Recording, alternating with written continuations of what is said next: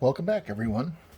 I'll just say right out the bat that this is actually take 2 of this video. I was making it and my phone died.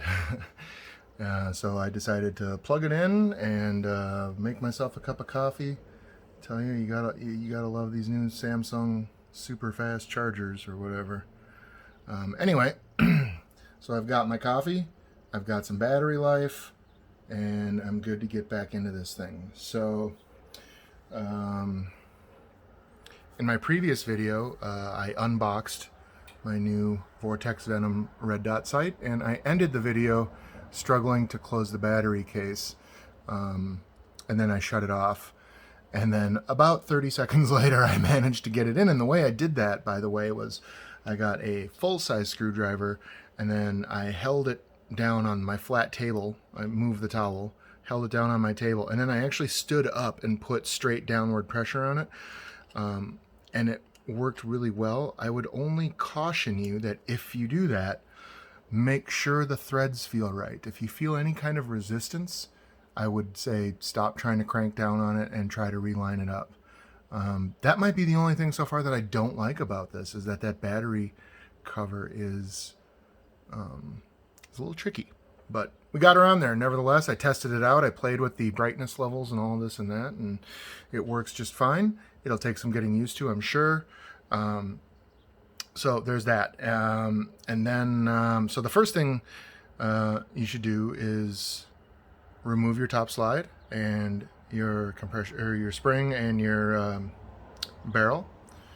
And I don't know if I'll need this Loctite after I brought it out just in case I'd need it, but after already doing this once, not the complete thing, but I already took these things out in the previous video, and I noticed that the screws I have Loctite on them. Anyways, so the MOS model Glocks come with this pre-milled out and a cover plate, and then it comes with this adapter set.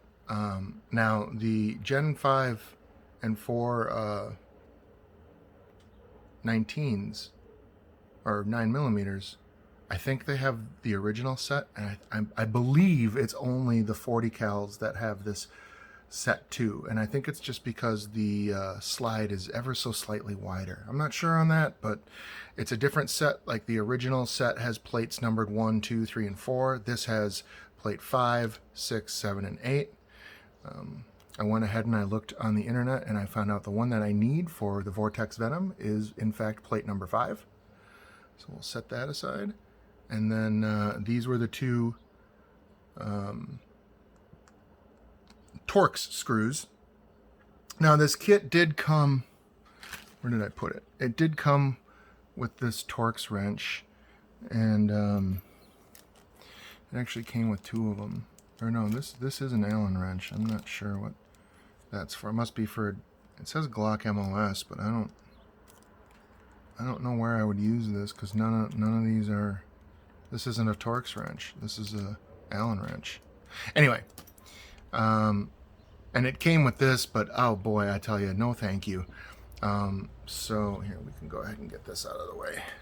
So what I can tell you is that in the previous video that I was trying to make before my battery died, I managed to get this plate off, and that's when it died. So once I get the plate off, we're basically caught back up to where I was before my phone died. And what I discovered is that this is really the way to go. Get yourself a T10 or a Torx 10 screwdriver, Torx screwdriver, I don't know, I'm not sure what you call it, but I got this Torx set to replace a hard drive, or excuse me, a Blu-ray disc drive in a PS4, and this will be the second time I've used them, so alright. So like I say, we got our plate 5 here, and just so you know, let me hold it the right way. It clearly demonstrates that it's plate 5, so, or says, doesn't demonstrate, I guess, but you know. Anyway, so we'll go ahead and we'll remove these Torx screws again. They're coming off much easier because I already broke the Loctite on them in my previous attempt, and so I put them back in just so that I can go through the entire process of mounting this. And you'll notice, so these are the 2 screws that I pulled out with the top plate. And because that top plate rides a little higher, they're going to be a bit longer than these mounting plate screws. Yeah, which makes sense. So we'll go ahead and we'll take the top plate off, and as you can see, we have a little bit of oil there, which is okay. Oil will just help protect it. And in fact, one of the mounting videos that I watched ahead of this time, the guy put just a little half a drop, a little smear. That might even be too much. That's okay. And then just kind of moved it around just to give it that extra level of, you know, protection, I guess. That's a little too much, so we'll go ahead and rub some of that off. A little microfiber here. There we go. Perfect. All right. So you got the MOS cover is off, and we'll go ahead and we'll just kind of keep these screws with it there, because I have a habit of losing things that are loose like that. Of course, they're going to sit up funky, but oh well. Okay, and now we can see that this plate will fit in there real nicely. It fits in there real nice and snug. It even has the serrations on the side, so it carries on the profile of the slide. I like that a lot too. So it's not smooth. It continues with the serrations, much like the top plate does too. Except the top plate actually gives you an end to the serration, whereas this does not. The end will be the optic.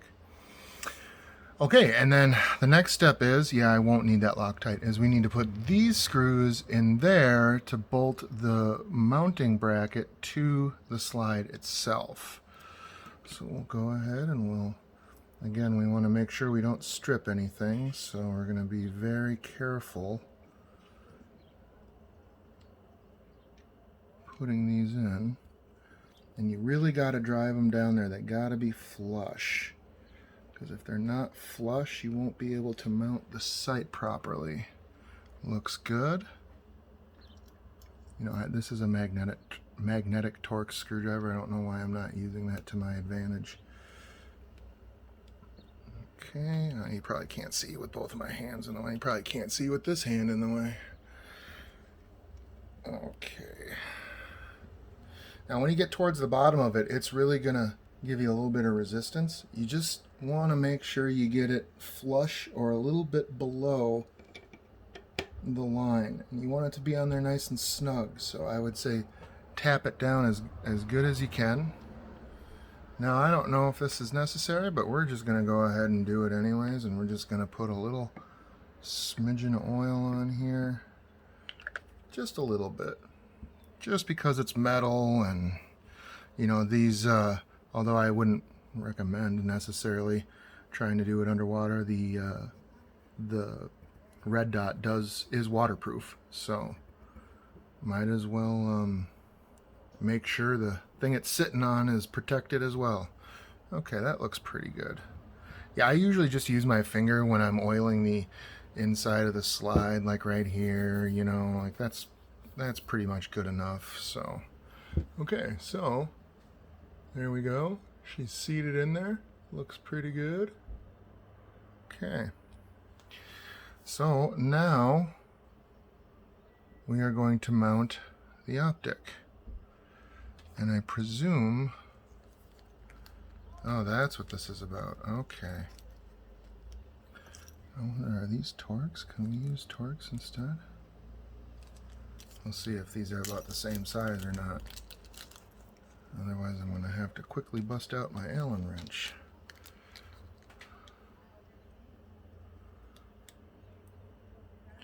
Yeah, because I'm not dealing with that drama.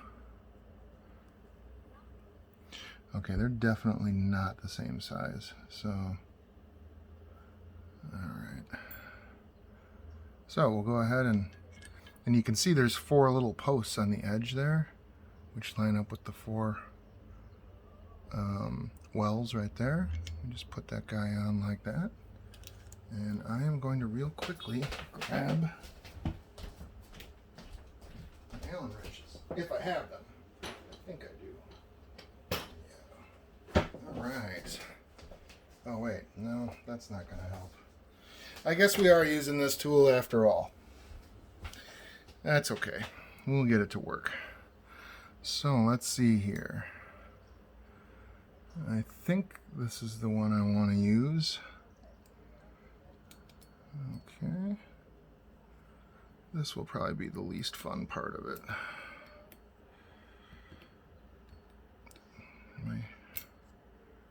What the heck? Oh, that's the wrong. This is one of the other ones that I don't want to use, that I foolishly brought down. Here we go. Come on, there we go. And then we'll seat. Oh, she's fussy. There we go. There we go. Okay, and I'll just tighten it down until it just grabs, and then we'll put the other one in, and then we'll secure it or torque it down a little bit. So okay, so for the mounting plate you need a Torx driver, and for mounting the optic onto the slide you need an Allen wrench. Okay, that's pretty good.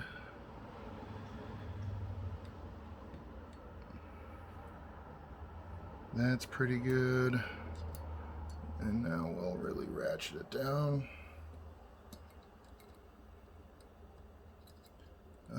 I can't see. There we go. Too many shadows. All right. There we go. There we have it. Now, the one major drawback with the red dot is it pretty much makes your rear sights, I mean, they're not even redundant. You know, you can't co-witness with them because they're too low. Now, there are a couple of different companies that make raised, I believe they call them suppressor sights, meant to raise your iron sights above the bore, I guess, of a suppressor. I'll look into those for a while. I'm going to play with the red dot and see how that goes. So we'll go ahead and we'll put this back together. We'll stick our barrel in there like so. And then we'll put our retention spring in like so. Okay, and that's the assembly.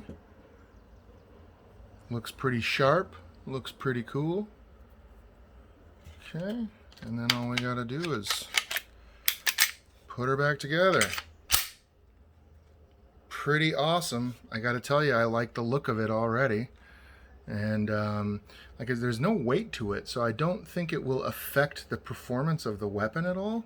So I don't know. I'm gonna go see a buddy on Sunday and my dad on Monday, and we're gonna put a few more rounds through it with the red dot and see how that goes. I also feel like there's a very slight, well, maybe not. I was gonna say, it almost feels like there's a slight magnification there, but no, I think I'm imagining things. Anyway, let's see how this thing fits on it. I don't know if that's supposed to tuck down further, or I think that's about as far down as it goes. Maybe it's supposed to fit.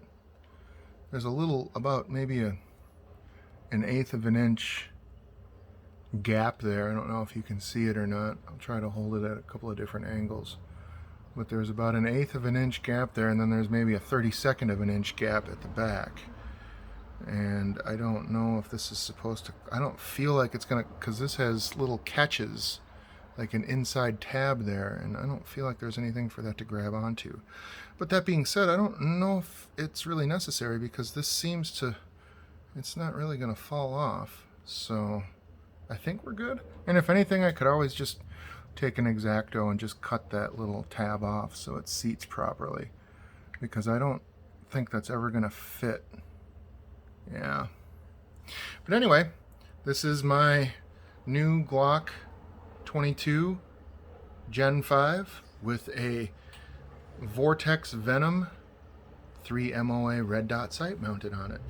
And now if you ever get one, ooh, I got a smudge on there already. My goodness. We'll have to clean that up. But if you're looking at a red dot, I would at least suggest you take a look at those. They come, I haven't used it yet, obviously, but they come pretty highly reviewed and rated, and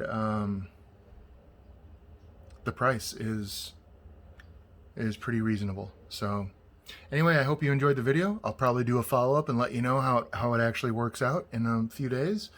And until then, be safe.